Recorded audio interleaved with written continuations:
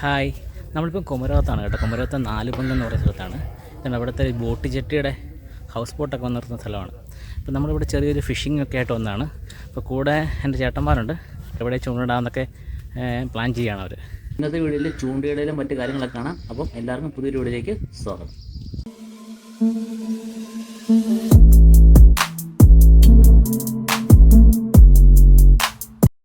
ഇതാണ് Kumarakom നാലുപങ്കിലുള്ള house boat terminal.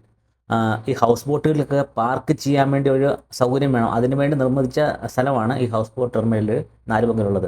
ഇത് ചിത്തിരക്കായലും വേമ്പനാട്ടുകായലും കൂടിച്ചേരുന്ന സ്ഥലത്താണ് ഈ ടെർമിനൽ ഉള്ളത് കുമരകത്ത് കേട്ടോ. പക്ഷേ 4:20 ഒരു ഹൗസ് ബോട്ട് പോലും പാർക്ക് ചെയ്തിട്ടില്ല, ഇതുവരെ തുറന്നു കൊടുത്തിട്ടില്ല സംഭവം. അപ്പം ഏതായാലും നമ്മൾ ഇവിടെ നിന്നാണ് മീൻ പിടിക്കാൻ പോകുന്നത്. ഇതാണ് ഷിനിച്ചേട്ടൻ, ഇത് പ്രശാന്ത് ചേട്ടന്. പ്രശാന്ത് ഹായ് പറഞ്ഞത്. മെയിൻ ഫിഷർമാനാണ്. ഫ്രണ്ട് കിടപ്പുണ്ട്, കണ്ണാടിയൊക്കെ വെച്ച്. ജർമ്മനി ഇറക്കുമതി ചെയ്താ ഞങ്ങളിവിടെ നടന്നൊരു അരമുക്കാൽ കിലോമീറ്റർ നടക്കണം. ആരോരും ഇല്ലാത്ത സ്ഥലത്താണ് പോയി മീൻ പിടിക്കാൻ പോകുന്നത്. നല്ല പ്രശ്നം ഷിനിച്ചേട്ടൻ.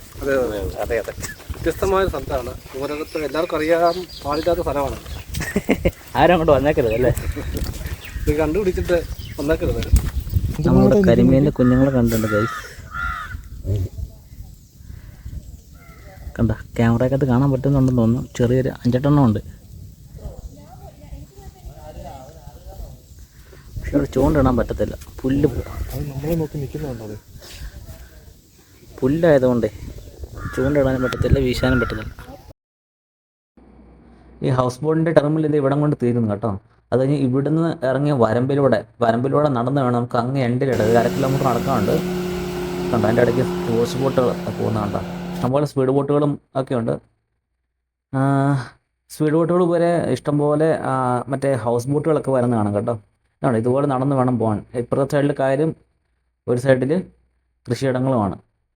ഇപ്പുറത്തെ സൈഡിൽ കണ്ട കായലാണേ. പോകുന്ന വഴിക്കെല്ലാം മീനിൻ്റെ അനക്കം ഉണ്ടോ എന്ന് നോക്കിയാണ് നമ്മുടെ മെയിൻ ഫിഷർമാൻ പോകുന്നത്. നമ്മളിപ്പോൾ ഇവിടെ വീശാൻ തുടങ്ങാൻ പോവാണ്. ഇവിടെ വീശുന്ന സ്ഥലമാണ്. വലിയ പള്ളയോ ചേറൊന്നുമില്ല, പായലുകളൊന്നുമില്ല. അപ്പോൾ ഇവിടെ നമുക്ക് വീശി നോക്കാമെന്ന് വെച്ചു. കിട്ടുവാണെങ്കിൽ ഇതൊക്കെയായിരിക്കും. പക്ഷെ നമ്മളിവിടെ നിൽക്കുന്ന സ്ഥലം കണ്ടോണേ, ആരും ഇല്ല പരിസരത്തൊന്നും. ഇത് ഫുള്ള് കായൽ കയറി കിടക്കുന്നതാണേ. അങ്ങേയറ്റത്തൊരു ഹൗസ് ബോട്ട് കിടപ്പുണ്ട്.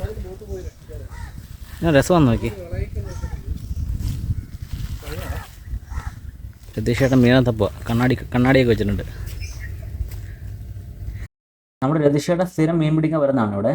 അപ്പോൾ പുള്ളി പറഞ്ഞത് ഇന്ന് മീനെ കിട്ടാൻ സാധ്യതയില്ല എന്ന് വെച്ചാൽ ഇപ്പം വേലി ഇറക്കത്തിന് സമയമാണ്. ഇതുണ്ട്, വെള്ളമെല്ലാം ഇറങ്ങി പോവുകയാണ്.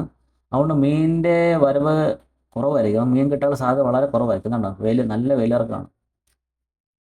ഇത് കറക്റ്റ് നമ്മൾ ഉച്ച സമയത്താണ് വന്നത്, അതാണ് ഇപ്പോൾ പ്രശ്നമായി പോയത്. എന്തായാലും ചൂണ്ട ഇട്ട് നോക്കാമെന്ന് വിചാരിച്ചു. അതിനുവേണ്ടി നമ്മൾ മൈദ കുഴച്ച് അത് ചൂണ്ടയിൽ കൊളുത്താൻ ഇടാൻ നോക്കുന്നത്. മൈദ വരുന്ന വഴിക്ക് വാങ്ങിച്ചോണ്ട് വന്നായിരുന്നു. ഇപ്പോഴത്തെ രതീഷേട്ടനാണെങ്കിൽ ചൂണ്ട റെഡിയാക്കുവാണേ. അപ്പോൾ ചൂണ്ടയിലെങ്കിലും എന്തെങ്കിലും കിട്ടുമെന്ന് നോക്കാം. ഏതായാലും വല വീശിട്ട് കാര്യമുണ്ടെന്ന് തോന്നുന്നില്ല ഇപ്പം. ശാന്തേട്ടനാണ് ചൂണ്ട ഇടാൻ പോകുന്നത്. മാവ് കുഴച്ചിട്ടുണ്ട് കേട്ടോ, മൈദ മാവ് കുഴച്ച്.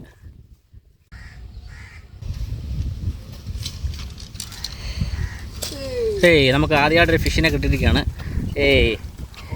കുറുവ ഷിനിച്ചേട്ടൻ ആദ്യത്തെ ക്യാച്ച്. കാണിച്ചേ. കുറുവ,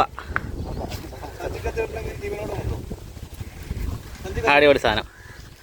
അത്യാവശ്യം വലിപ്പമുണ്ടല്ലേ, കാണിച്ചേട്ടായി. അടിപൊളി, സൂപ്പർ. സഞ്ചിക്കകത്തിട്ട് കേട്ടോ. അടുത്തൊരു വെള്ളത്തിലോട്ട് ഇടുവാണ്. അപ്പോൾ വീട്ടിലോട്ട് പോകുമ്പോഴേ ജീവനോടെ കൊണ്ടുപോകാം.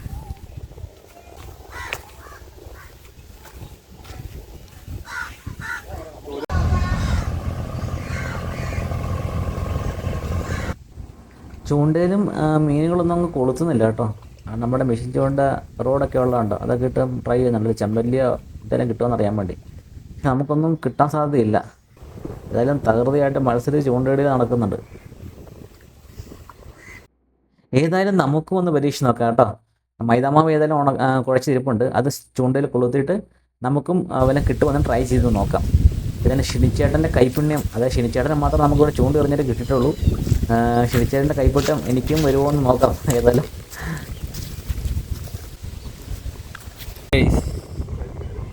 ചെറിയൊരു കരിമീൻ ക്ഷണിച്ചേണ്ട ഐശ്വര്യമുള്ളൂ കേട്ടോ.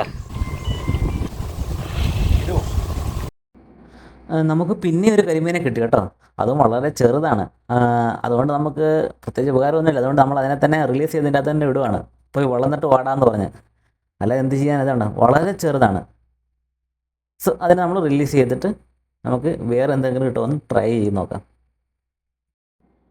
നമ്മുടെ ചൂണ്ട കാര്യമായ കൊത്തലുകളൊന്നുമില്ല. അതുകൊണ്ട് വല വീശി ഒന്ന് ചുമ്മാ ട്രൈ ചെയ്യാമെന്ന് വെച്ച് നമ്മൾ രതീഷയുടെ വലയൊക്കെ റെഡിയാക്കുന്നുണ്ട് കേട്ടോ.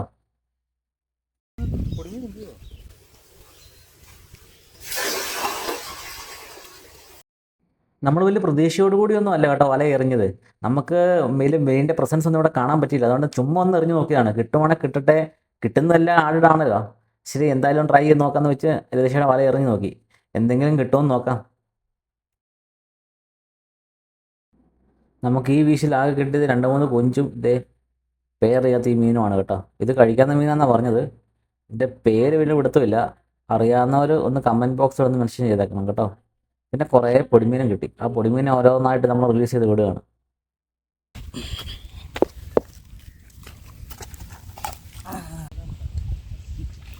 പായലാണ് മത്സ്യകൃഷികളാണ്. ഈ കരിമീനും അതും ഇതൊക്കെ ഇവിടെ കൃഷി ചെയ്യുന്നുണ്ട്. ഈ കായലിൻ്റെ അടുത്ത് തന്നെയാണ്. ഇതിങ്ങനെ നീണ്ടു തോന്നുന്ന കിടക്കുകയാണ് അങ്ങ് അറ്റം വരെ ഉണ്ട്. ഈ സൈഡിൽ ഇടത് സൈഡിൽ കായൽ, അതിനപ്പുറത്ത് മത്സ്യകൃഷി, അതിൻ്റെ അപ്പുറത്ത് പാടത്തൊക്കെ കൃഷികളോ കാര്യങ്ങളൊന്നുമില്ല. കണ്ട് ഇവിടെ എല്ലാം വേര് കെട്ടി തിരിച്ചേക്കണം. ആരും അങ്ങോട്ട് ഇറങ്ങി മീനെ പിടിക്കാതിരിക്കാനൊക്കെ, ചൂണ്ടിടാതിരിക്കാനൊക്കെ. കണ്ട മേലെ എൻ്റെ മേലെയാണ് വലയൊക്കെ വീശി നിർത്തിയിട്ടുണ്ട്. നമ്മൾ ചൂണ്ടിടുന്നത് എൻ്റെ സൈഡിൽ കണ്ട് ഇവിടെ ഉച്ച സമയമായതുകൊണ്ട് മീൻ കുത്തലൊന്നുമില്ല. ഇത്ര നേരം നിന്നിട്ട് നമുക്ക് വലുതായ മീനൊന്നും കിട്ടിയില്ല കേട്ടോ. ആകെ കുറച്ച് കിട്ടിയുള്ളൂ. അതുകൊണ്ട് നമുക്ക് പ്ലേസ് മാറ്റാം. ഇപ്പം പിന്നെ നമ്മൾ ടെർമിനലിൻ്റെ അടുത്ത് വന്നു കേട്ടോ. കാണാൻ എന്താ വ്യൂ നോക്കി. ആ മഴക്കാർ ആ കായലിലോട്ട് ഒഴുകി നിൽക്കുന്നതാണ്. എന്താ രസമല്ലേ, ഭയങ്കര വീട്. ഷിനിച്ചേട്ടൻ ചൂണ്ടായിട്ട് തുടങ്ങിയിട്ടുണ്ട്. എന്തെങ്കിലും കിട്ടുമെന്ന് നോക്കാം. നമുക്ക് വീണ്ടും ഒരു കല്ലട കിട്ടി. കല്ലട അത്യാവശ്യം എളുപ്പമുള്ള കല്ലട. അത് കിട്ടി കേസ്. ഇത് അത്യാവശ്യം വലിപ്പമുണ്ടല്ലോ ചേട്ടായി. അത്ര ഇല്ലല്ലേ. പിന്നെ ഒരു കല്ലടനെ കിട്ടി.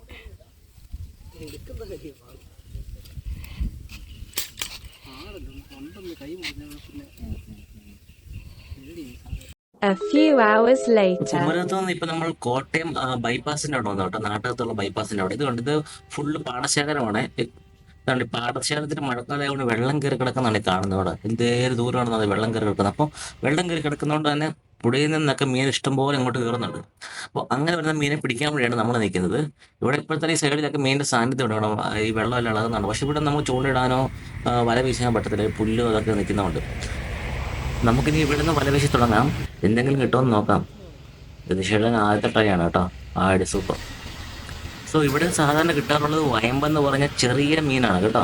അതാണ് ഇവിടെ സാധാരണ കിട്ടാറുള്ളത്. അതും കുറച്ച് ഇരുട്ടിയാൽ കിട്ടാറുള്ളതെന്നാണ് പറയാറ്. പക്ഷെ എന്നാൽ നമ്മളിപ്പോൾ ഏകദേശം 4-4:30 അപ്പോൾ ഇരുട്ടുവാണെങ്കിൽ കുറേ വയമ്പൻ കൂട്ടം അവിടുത്തെ ആറ്റിൽ നിന്ന് ഇങ്ങോട്ട് കയറി വരാറുണ്ട്. സോ നമുക്ക് ഇപ്പോഴും എന്തോ തടഞ്ഞിട്ടുണ്ടെന്നാണ് രതീഷേട്ടൻ പറയുന്നത്. നമുക്ക് എന്തെങ്കിലും വലിച്ചു നോക്കാം എന്തെങ്കിലും കിട്ടുമെന്ന്. എന്താ ഉള്ളതെന്ന് അറിയാം. വലിച്ചു നോക്കിയിട്ട് ഓക്കെ എന്തോ ഉണ്ട്. മീനുണ്ടെന്ന് നമുക്കറിയാൻ പറ്റും. എന്താണെന്ന് അറിയത്തില്ല. അത്യാവശ്യം മീനുണ്ട് കേട്ടോ. ആദ്യത്തെ വീശി തന്നെ അത്യാവശ്യം മീനുണ്ട്. സൂപ്പർ സൂപ്പർ സൂപ്പർ, അടിപൊളി കേട്ടോ. അപ്പോൾ ആദ്യത്തെ വീശി തന്നെ ഇത്രയും മീനെ കിട്ടി. ഇത് ഫുള്ള് വയമ്പിന്റെ കൂട്ടമാണ് കേട്ടോ. വയമ്പിതാണ് ഈ കാണുന്നതാണ് വയമ്പ്. ഇത്ര സൈസേ ഉണ്ടാവുള്ളൂ. ഇതിനെക്കാട്ട് കുറച്ചുകൂടെ വലിപ്പം വെക്കാൻ സാധ്യതയുണ്ട്. അത്രേ ഉള്ളൂ വയമ്പ്.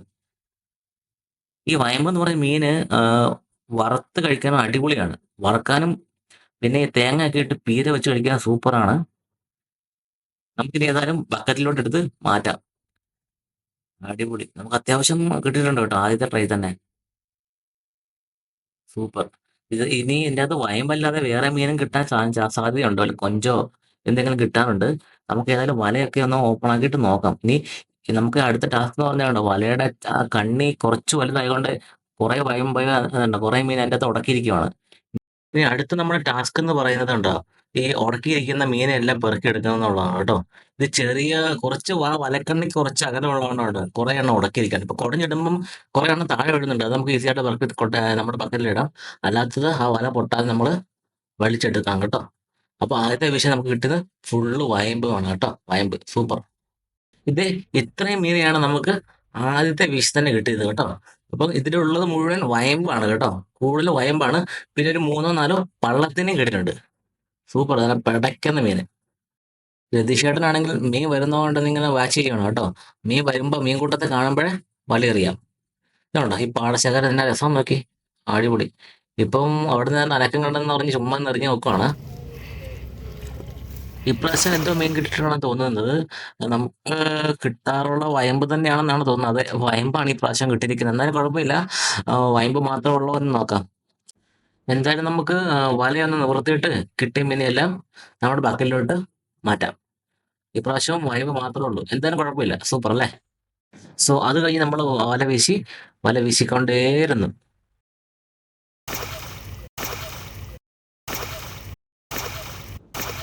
എന്തായാലും നല്ല ക്ഷമ വേണ്ട ഒരു പരിപാടിയാണ് മീൻപിടുത്തം മനസ്സിലായി. എന്നാൽ രസമായിരുന്നു കേട്ടോ. സമയം പോയത് അറിഞ്ഞേയില്ല. നമ്മൾ ഏതായാലും വല വീശിക്കൊണ്ടേയിരുന്നു. കൂടുതലും കിട്ടിയിരിക്കുന്നത് നമുക്ക് വയമ്പ് തന്നെയാണ് കേട്ടോ. ഇതുവരെ നമുക്ക് വയമ്പാണ് കൂടുതൽ കിട്ടിയിരിക്കുന്നത്. സോ നമ്മൾ രാത്രി ഒരു 7-8, 7:30 വരെ നമ്മൾ വല വീശിയത്. അപ്പോൾ ലൈറ്റിന്റെ ഇഷ്യൂ കൊണ്ട് നമ്മൾ വീഡിയോ ഒന്നും എടുത്തില്ല. സോ നമുക്ക് ഇത്രയും മീനാണ് കിട്ടിയിരിക്കുന്നത്. കൂടുതലും വയമ്പാണ് കിട്ടിയിരിക്കുന്നത് കേട്ടോ. വയമ്പ്, കല്ലട, പിന്നെ കുറച്ച് ചെമ്മീനെ കിട്ടി, പിന്നെ കരിമീനെ കിട്ടി. അപ്പോൾ ഇത്രയൊക്കെ ഉള്ളൂ ഇന്നത്തെ വീഡിയോ. എല്ലാവർക്കും ഇഷ്ടപ്പെട്ടെന്ന് വിചാരിക്കുന്നു. പുതിയൊരു വീഡിയോ ആയിട്ട് ഉടനെ വരാം. അതുവരെ ബൈ.